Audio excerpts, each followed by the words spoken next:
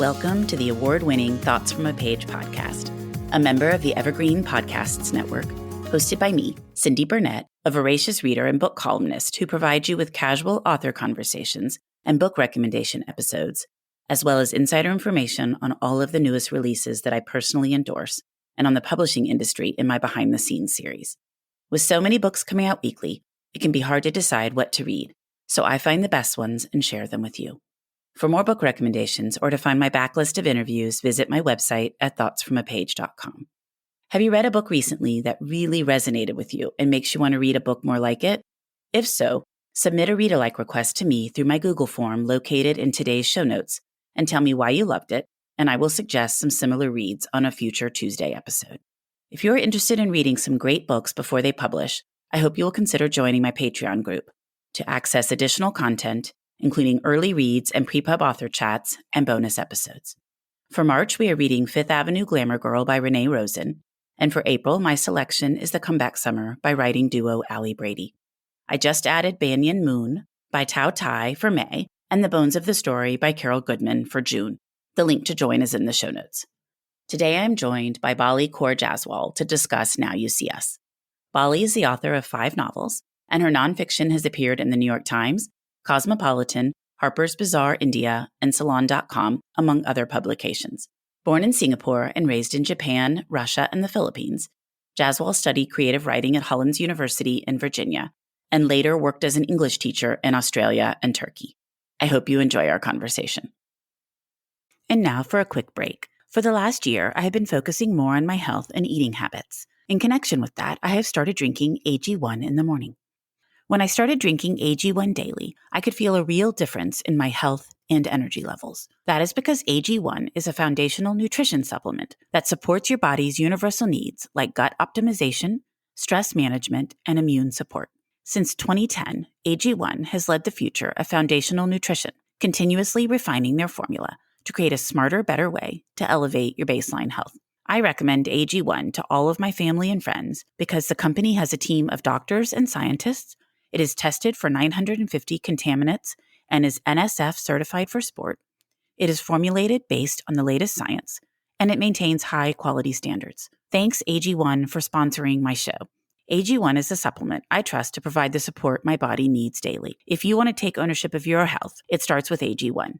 Try AG1 and get a free 1-year supply of vitamin D3K2 and 5 free AG1 travel packs with your first purchase. Go to drinkag1.com/thoughtsfromapage. That's drinkag1.com/thoughtsfromapage. Check it out. And now back to my show.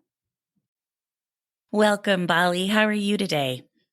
I'm good. Thank you so much for having me, Cindy. I am so glad you're here because I really, really enjoyed Now You See Us, and I can't wait to chat with you about it. Thank you. I'm so glad you enjoyed it. I definitely did. I felt like it was a complete glimpse into another culture for me, something I didn't really know much about, and I'm really looking forward to talking more about it. So why don't you give me a quick synopsis of the book for those that won't have read it yet? Okay. So Now You See Us is set in present-day Singapore, and it's about 3 Filipina domestic workers who band together to investigate and prove the innocence of another domestic worker who's been accused of murdering her employer. So how did you come up with the idea for this one? Well, it's interesting because I think of all the books that I've written, this one has this story in a way has been with me the longest. I grew up in Singapore, and when I was 15, my family moved to the Philippines. When I was sort of in my teens, I think when I was sort of 13, around there was a very famous murder case here in Singapore where a domestic worker from the Philippines was accused and convicted for murdering her employer and I think her employer's son. And like everyone else in Singapore who only read sort of state-sponsored media, because that was the only media we had back then, that was kind of all I knew about the case, was that she was guilty, and there was no doubt about that. It was just this very absolute story, and it was very black and white. And then a couple of years later, I moved to the Philippines, and every time I told someone that I was from Singapore, I got a very kind of, a very strong reaction from people saying, well, why did your country execute one of ours? She was innocent. And it was at a time when I was starting to question a lot of things anyway, and I was starting to kind of think about, how do we know what we know, and how much do we know? How where are we getting the information from, and why is there only one place that we're getting all the information from? Going overseas kind of, expanded my worldview a lot, and then hearing people talk about something and have a completely different perspective on it. So the Philippines news reported just a completely different investigation. It just had me thinking about all the things that we still don't know, and about how the narrative can be very different across countries.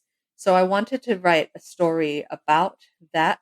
And I wanted to write a story about something like that, but happening in today's time when there's social media and there are some alternative news sources, and there are just more opportunities for people to get information out there, and find out more than they knew back in the 90s.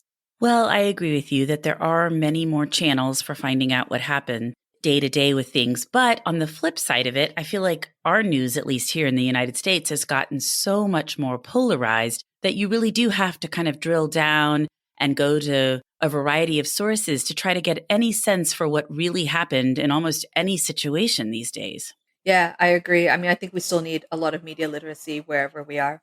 Yes. So I felt like your story was timely for that purpose as well. Just trying to not take everything at face value for what you read immediately isn't necessarily what's going on. And it is always good to try to investigate a little bit more yourself. Maybe not as much as Cora and Angel and Danita did, but to try to track down the answers in more than one place. Yeah, certainly what they do with, like, sort of, they really get kind of hands-on with the investigation, and it does get quite dangerous. So I wouldn't recommend that to everyone. But yeah, I think that sort of that motivation, that necessity comes from the lives that they live as well, where they see day-to-day prejudices, they see day-to-day injustices, and they think, well, we can't really let one of our own slip between the cracks in a system that we know is kind of, pitted against her. Oh, yes, I was rooting for them. I just wasn't advocating everybody go out and do that. But I thought that it was wonderful that they were doing it and they had lived it each in their own way, different injustices, and they understood, okay, there's something wrong here. Yes. Well, what kind of research did you do? Because some of the things you depict in the book were really hard to read. The maid agency with its available workers in the window demonstrating how they clean, the way some of the workers were treated by their employers. How did you find some of these stories, or how did you find similar stories to create your own? I would say that just living in Singapore, a lot of these things are quite normalized. It's interesting because I've heard already from a number of people from the US and from the UK saying that the novel, those opening scenes feel to them almost like dystopian fiction or science fiction, with the maid agencies and stuff. But that's all very par for the course here. Like, you walk by these maid agencies, people use them. That sort of a certain level of exploitation, I think, is quite accepted by a lot of people here. And so opening my eyes up to those details and realizing that they actually could fit into a narrative, I think I kind of had to switch off my, oh, this is everyday life perspective, and switch on my, okay, this is bizarre. This is actually very strange. And this is something that I need to write about, and that needs to be talked about. As far as other sorts of research that I did, I read quite a few accounts of domestic workers. So there are some anthologies that domestic workers have put together. There are, nonprofits in Singapore, for example, that do really great work with them.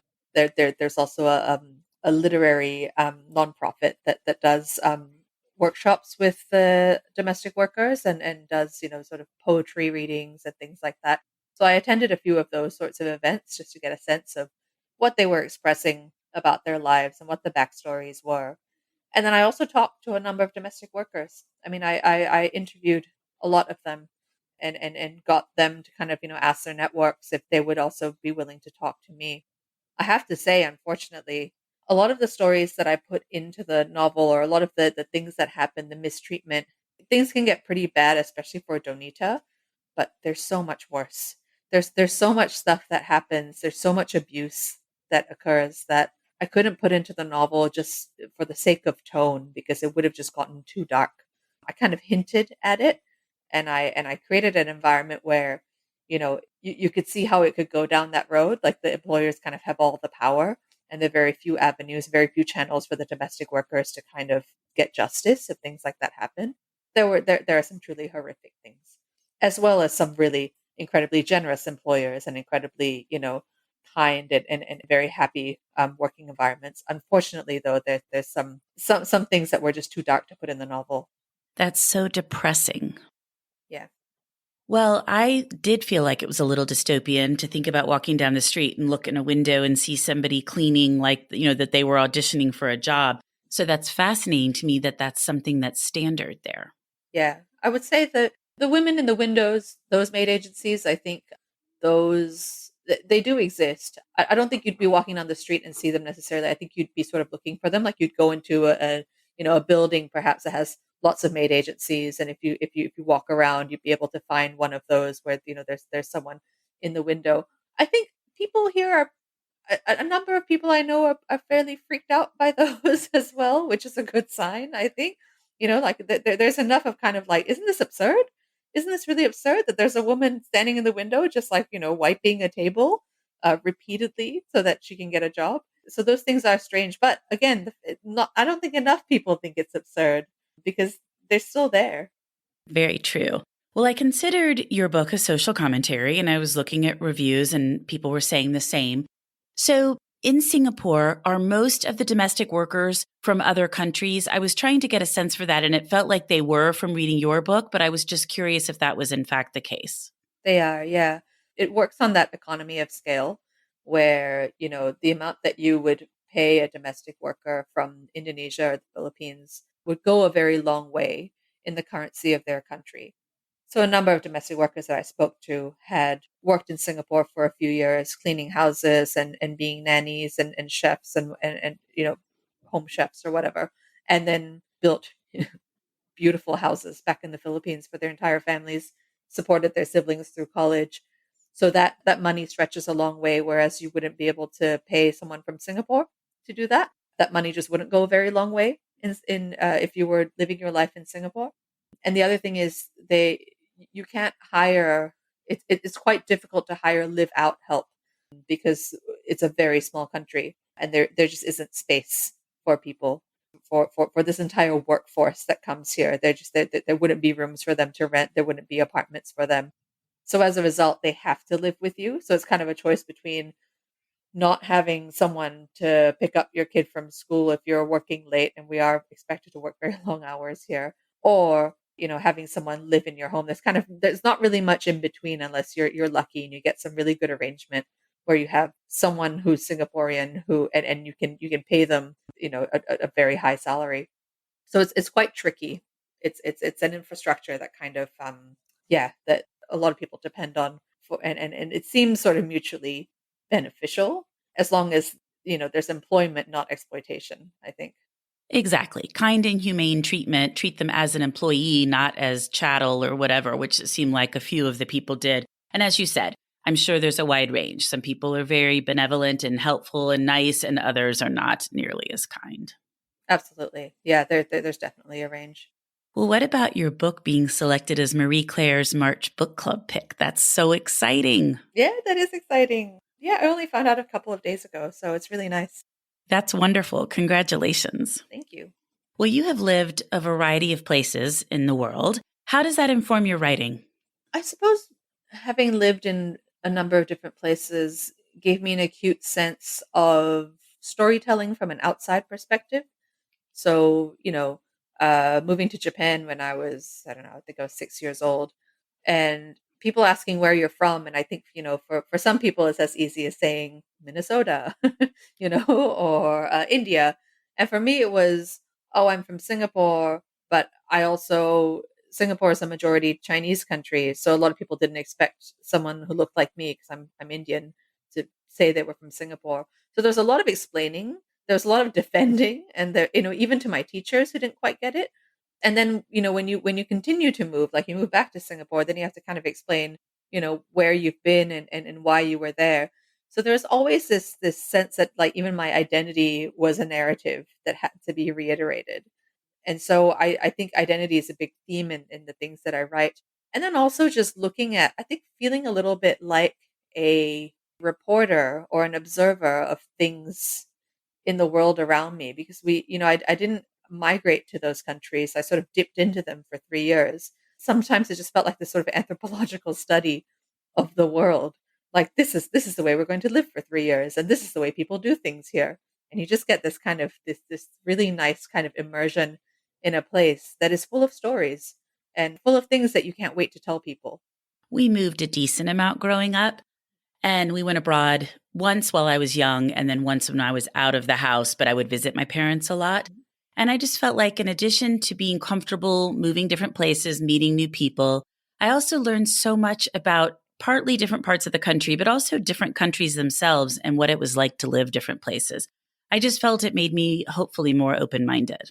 Yeah, I think it does. I think there's also though a tendency for some people to get more stuck in their ways when they go abroad because they get kind of frightened about what's around them.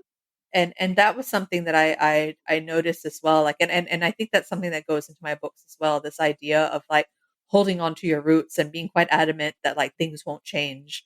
In my previous novels, not so much with this one.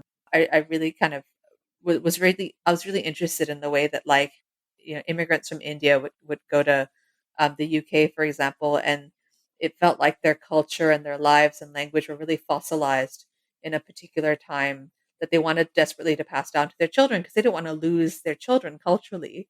And that to me was fascinating because like you're in the middle of London and yet like you're living as if you're in India in the 1960s or in a small village in India in the 1960s. It's always been really fascinating to me that like a world can exist in another world.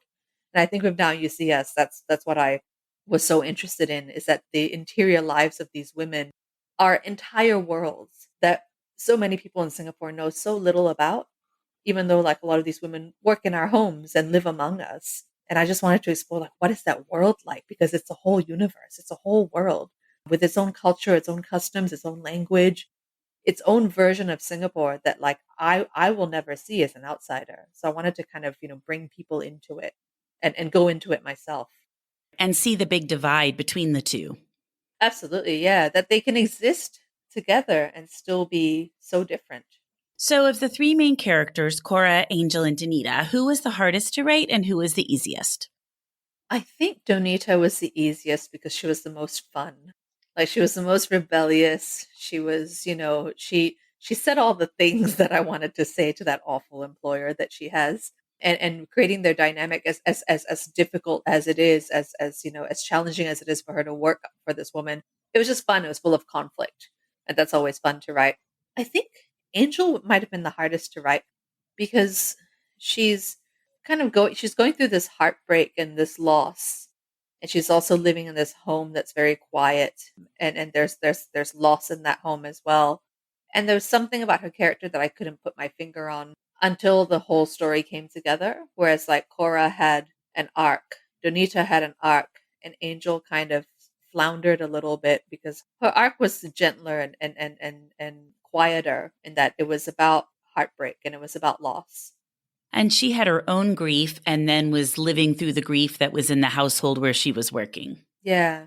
Yeah, so it was a lot, and it was a bit of a challenge sometimes to kind of maintain the same tone that I had, for Cora and Donita, and maintain the same beat, I suppose, in the story, and not weigh it down with what was going on with Angel. So I had to keep her pretty active in the narrative.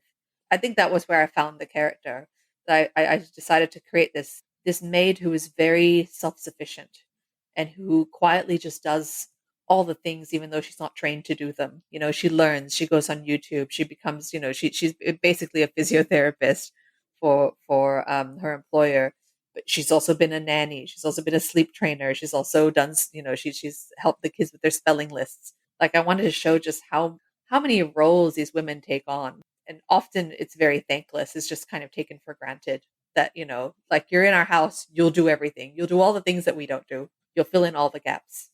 I really enjoyed Cora and her humor because she just couldn't quite figure out the woman that she's working for. And she's like, okay, wait a minute, and so I just loved her responses. I laughed out loud at times.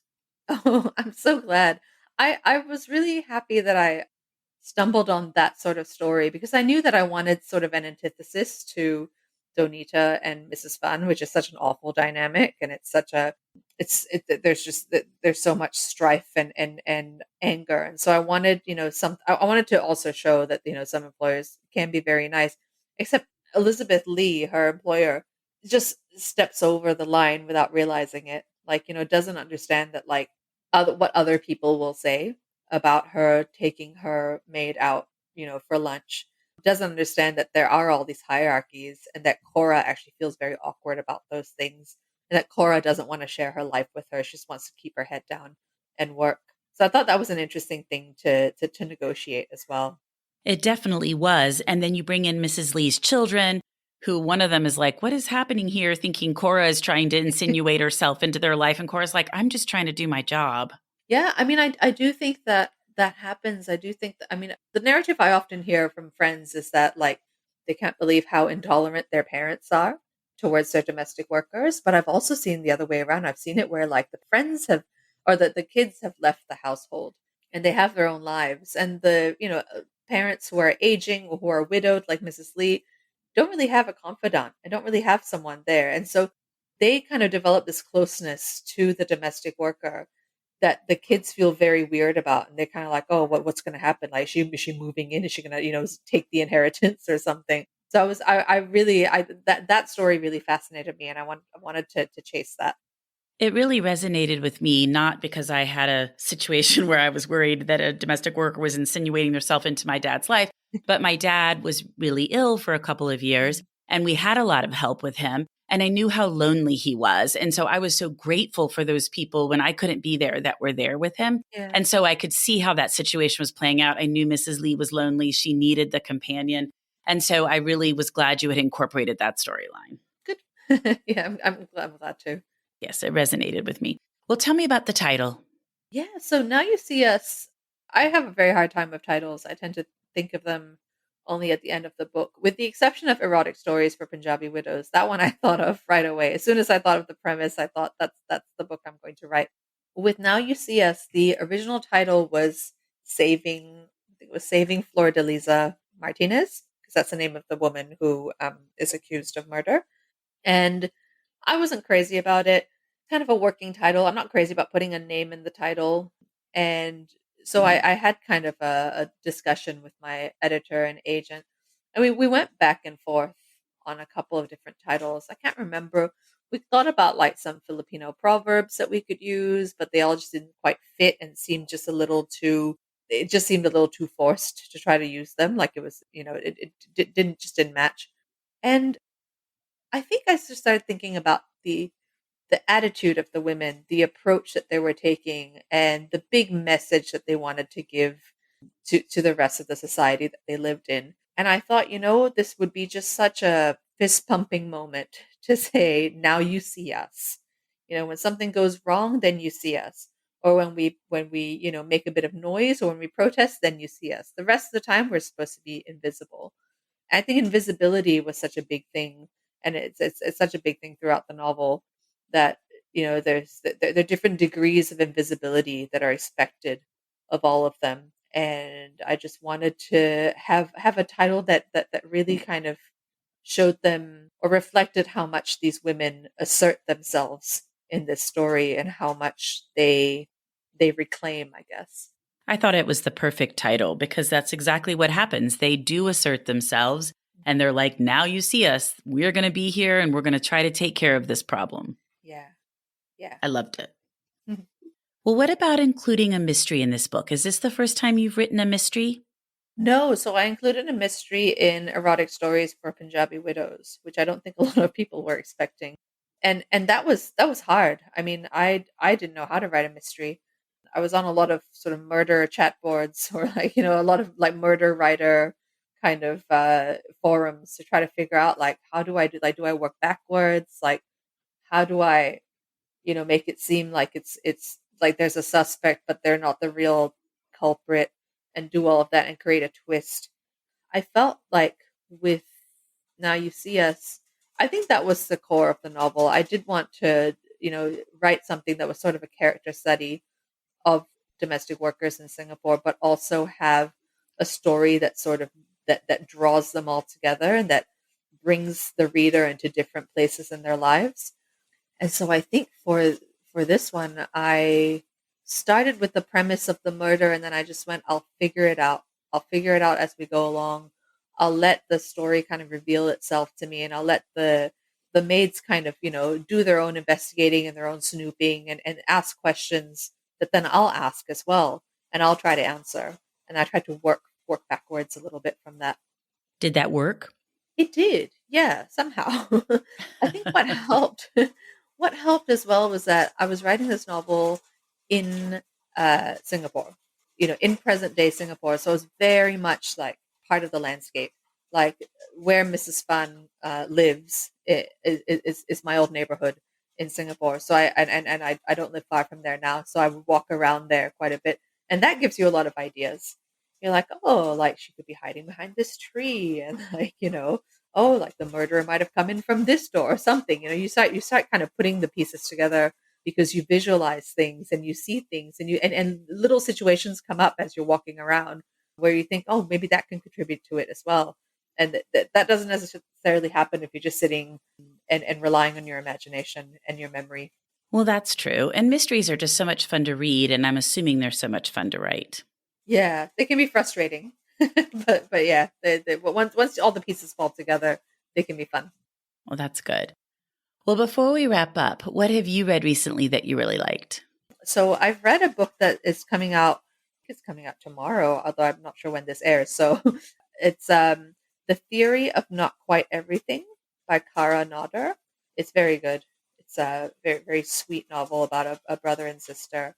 And All This Could Be Different by Thankam Mathews, and The Vibrant Years by Sonali, which I must admit I haven't finished yet, but I'm in the middle of it, and I can safely recommend it. I think it's so good. Oh, good. I've read some of her earlier books, but I haven't read this one. And that's the launch of the Mindy's book studio, the Mindy Kaling imprint. Yeah, it's very exciting. I know, super exciting. I just interviewed her second book that's coming in April by Lauren Thoman today. So I was excited to learn about that one as well. Good. Well, Balli, thank you so much for joining me today in the Thoughts from a Page podcast. As I mentioned, I loved Now You See Us, and I can't wait for it to make its way out into the world. Thank you so much, Cindy. It was a pleasure. From DNA testing to the Dixie Mafia, Crime Capsule brings you new stories of true crime in American history. I'm your host, Benjamin Morris. Join us for exclusive interviews with authors from Arcadia Publishing, writing the hottest books on the most chilling stories of our country's past. You can find us wherever you get your favorite podcasts or on evergreenpodcasts.com. Crime Capsule. History so interesting, it's criminal.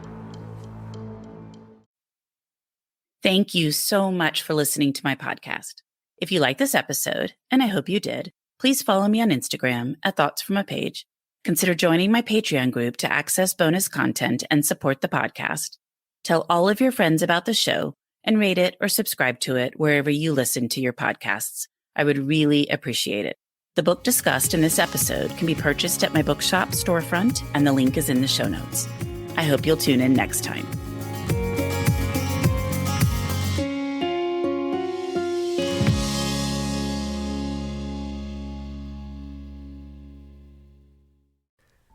From DNA testing to the Dixie Mafia, Crime Capsule brings you new stories of true crime in American history. I'm your host, Benjamin Morris. Join us for exclusive interviews with authors from Arcadia Publishing, writing the hottest books on the most chilling stories of our country's past. You can find us wherever you get your favorite podcasts or on evergreenpodcasts.com. Crime Capsule. History so interesting, it's criminal.